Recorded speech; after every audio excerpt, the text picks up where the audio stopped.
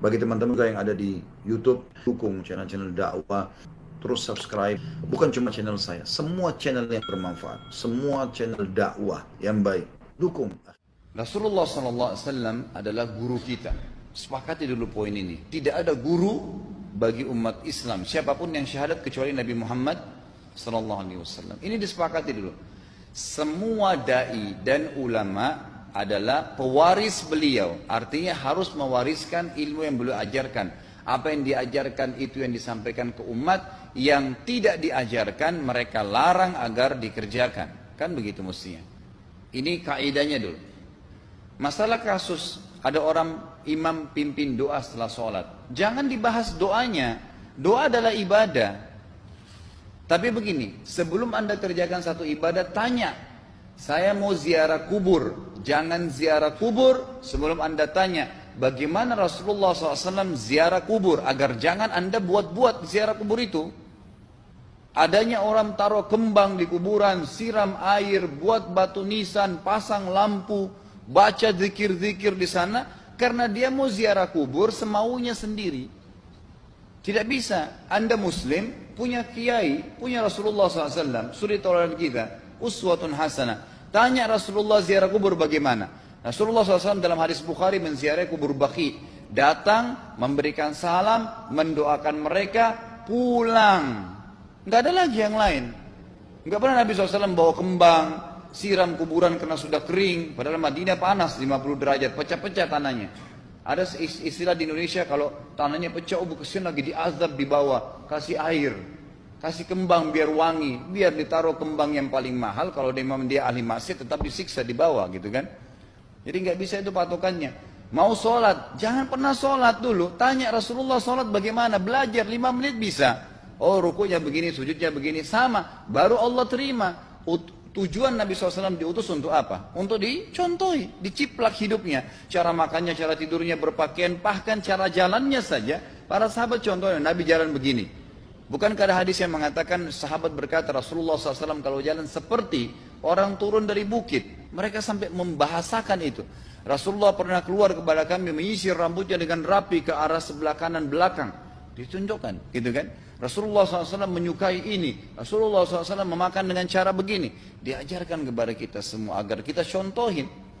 Yang jadi masalah bagi kita ini, kita selalu mau buat apa-apa yang tidak diperintahkan oleh Nabi SAW. Selalu alasannya baik.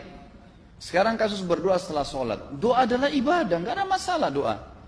Tapi kalau kita mau ikat antara sebuah ibadah dengan ibadah yang lain, tanya dulu, Rasulullah pernah ikat nggak? Pernah pertemukan nggak?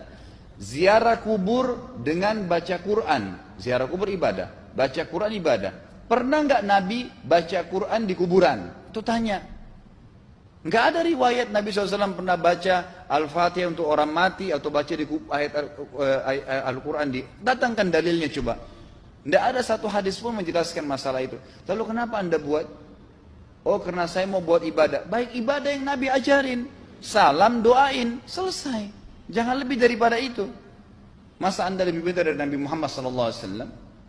Habis sholat. Memang paket yang Nabi tawarkan, yang beliau selalu kerjakan adalah zikir setelah sholat, dengan zikir sholat yang sudah masyhur, istighfar, kemudian baca Allahumma antas salam, sampai membaca ayat kursi, al-ikhlas, al-falaq, an-nas, baca subhanallah, alhamdulillah, Allah akbar 33 kali, sampai terakhir dibaca, digenapkan la ilaha illallah wahdahu la syarika lah. Selesai itu semua hadis Nabi SAW menjelaskan setelah sholat, Rasulullah SAW langsung berdiri. Memang beliau tidak pernah berdoa habis sholat waktu itu. Memang begitu. Bukan doanya yang jadi masalah, bukan. Karena Rasulullah tidak kerjakan, jadi kita tidak kerjakan. Saya tekankan dalam pengajian saya, kalau anda punya hajat berdoa, berdoalah setelah sholat ba'diyah. Insya Allah aman. Karena sudah lepas dari paket yang Nabi tentukan. Selama Rasulullah SAW sudah mencontohkan dan memerintahkan sebuah perbuatan, ditentukan tempatnya, jumlahnya, waktunya, jangan pernah dilanggar. Habis sholat bacalah subhanallah 33, alhamdulillah 33, Allah Akbar 33. Jangan anda bilang saya bisa baca 100. Loh Rasulullah suruh 33 kok. Ditentukan, jangan lebih pintar. Nanti setelah sholat, jangan ikutkan dengan paket rangkaian sholat ini. Di luar waktu sholat anda membaca 100 silahkan. Karena nggak ada penekanan di situ. Kalau ada penekanan waktu, tempat, dan jumlah, jangan dibantah. Anda pengikut Rasulullah atau bukan gitu kan? Harus jadi jelas. Yang membuat umat ini di Indonesia juga jadi masalah sekarang karena mau buat sendiri. Semaunya sendiri. Kenapa akhi, kenapa Pak Kiai, kenapa Habib, kenapa Ustadz, kenapa buat ini? Bukankah Rasulullah tidak mencontohkan, oh enggak apa-apa, ini kan baik. Loh, kalau semua orang berkata seperti Anda, apa yang tertinggal dari agama kita? Kira-kira apa lagi yang tertinggal? Enggak ada kemurnian agama karena semua orang mau buat semaunya. Gitu kan? Semaunya sendiri. Pindah rumah, baca berzanji. Apa itu berarti sejarah Nabi? Kenapa baca berzanji saudaraku? Rasulullah waktu pindah rumah pernah baca-baca gitu enggak? Enggak pernah. Kenapa dibuat? Anda muslim bukan? Muslim. Ya saya harus ikuti. Kalau tidak akan terus ini mengakar nih. Anda buat satu bid'ah sekarang. Bid'ah itu lawannya sunnah. Anak Anda akan buat 10 bid'ah. Cucunya akan buat 100 bid'ah. Akan banyak bid'ah merakar di masyarakat. Dan agama akan ditinggalkan. Kemurnian sunnah akan hilang. Gitu kan? Ini bahaya. Ingat, Nabi SAW mengatakan kepada kita dengan hadis yang sangat jelas. Hadis sahih riwayat Imam Ahmad bunyinya begini. Semoga Allah merahmati umatku yang menukil dariku seperti apa yang aku ajarkan atau sebutkan. Sampai ulama hadis mengatakan Nabi ucapin habis sholat astagfirullah, maka sahabat tidak ada berani yang menambah azim. Enggak ada sahabat yang bilang astagfirullah azim habis sholat, enggak ada. Astagfirullah saja karena Nabi ucapin itu. Mereka mengakui tidak lebih benar daripada Nabi SAW. Kenapa kita harus tambah? Astagfirullahaladzim, wali walidayya, wali muslimin, panjang. Dari mana ini semua? Ditambah-tambah, diembel-embelin, kenapa? Akhirnya keluar dari ajaran Nabi Muhammad SAW. Ini masalah gitu kan? Kenapa harus dilakukan? Peringatan maulid Nabi sudah sering saya ingatkan. Anda tanya semua yang buat maulid. Kapan maulid itu sejarahnya ada? Semua buku sejarah menjelaskan tahun 230 Hijriah. Nabi meninggal tahun berapa? 11 Hijriah. Gitu kan? 11 Hijriah. Lalu kenapa harus ada dilakukan? Dan dari mana sejarahnya? Yang membuat pertama adalah orang-orang Syiah. Sejarahnya jelas dari Fatimiyah. Semua buku sejarah sepakat mengatakan bahwasanya maulid munculnya di zaman Fatimiyah. Dinasti Fatimiyah, orang-orang Syiah di Mesir. Gitu kan? Dan mereka punya 6 macam maulid yang sampai hari ini masih dikerjakan di Iran. Ada maulid Nabi SAW, Hasan, Husain, Ali, Fatimah, dan raja mereka. Sampai hari ini masih ada. Kenapa orang-orang waktu baca maulid, baca salawat sambil berdiri pegang tangannya taruh di dada? Karena keyakinan orang Syiah, ruhnya Nabi SAW sedang lewat. Anda tahu nggak itu? Banyak orang kita buat tidak tahu. Yang penting bahasa Arab ikut saja. Gitu kan? Tidak bisa. Nabi SAW tidak pernah rayakan. Pernah ada yang bilang sama saya, Ustaz, kan Nabi SAW pernah bilang, waktu ditanya tentang puasa Senin, beliau mengatakan hari itulah aku dilahirkan. Terus kenapa? Berarti boleh merayakan ulang tahun hari Senin, gitu kan? Tidak. Nabi SAW cuma menginformasikan bahwasanya beliau lahir di hari Senin. Dan beliau tidak pernah ngumpulin sahabat untuk baca bersama-sama, merayakan hari lahir. Beliau tidak pernah. Kalau itu benar, Nabi nggak bakal tinggalkan kok. Ibnu Katsir rahimahullah, garis bawahi poin ini. Ibnu Katsir rahimahullah, dalam tafsir beliau, tafsir Quran Azim. Dan subhanallah Ibnu Katsir ini, kata ulama, hampir semua kalangan golongan itu banyak memakai madhab, banyak memakai buku beliau. Walaupun berbeda dari sisi pemahaman yang lain, tapi tafsirnya kebanyakan kembali ke tafsir beliau. Beliau mengatakan tafsir surah Al-Maidah ayat 3 yang bunyinya a'udzubillahi minasyaitonir rajim, al-yawma akmaltu lakum dinakum. Hari ini saya sempurnakan agama kalian, kata Allah. Ya. Wa atmamtu alaikum nikmati. Saya sempurnakan nikmatku pada kalian. Artinya tidak butuh yang lain. Wa raditu lakumul Islam madina. Saya ridho Islam sebagai agama kalian. Kata beliau, ayat ini turun menandakan dan memastikan bahwasanya Nabi Muhammad SAW tidak meninggal dunia kecuali sudah mengajarkan semuanya, yang hitam, yang putih, yang gelap, yang terang, yang susah, yang muda, ya semua dijelaskan. Siapa, kata beliau, yang menganggap masih ada sesuatu yang harus ditambahkan setelah Nabi SAW meninggal dan turun ayat ini, maka dia adalah ahli bid'ah. Dia orang yang membuat-buat agama. Nabi sudah ajarkan semua, selesai. Jangan ditambah, jangan dikurangin. Kita tidak lebih pintar dari Nabi SAW. Nabi nggak pernah rayakan hari lahirnya, jangan dirayain, selesai. Emang kenapa kalau kita nggak rayain? Kenapa? Tangan kita terputus? Enggak. Masih banyak ibadah yang disunnahkan gitu. Sama dengan kasus Isra dan Mi'raj. Kejadian besar dalam Islam. Tapi Anda boleh kembali kepada semua buku sirah. Saya tantang semua buku sirah Anda kembali. Insya Allah yang berpegang pada Al-Quran dan Sunnah, memang ada dasar wahyunya, maka semua akan menjelaskan. Nabi SAW setelah pulang dari Isra dan Mi'raj tidak pernah mengumpulkan sahabat-sahabat untuk merayakannya setiap tahun. Tidak pernah. Boleh dipelajari iya, setiap hari. Tapi ditentukan tanggalnya lalu dibuat acara. Tidak pernah Nabi SAW buat itu. Lalu kenapa Anda buat? Kalau Anda mau tetap buat, ya silahkan. Itu hak terserah Anda. Tapi saya ngajak kepada Anda kembali kepada kemurnian ajaran Nabi SAW.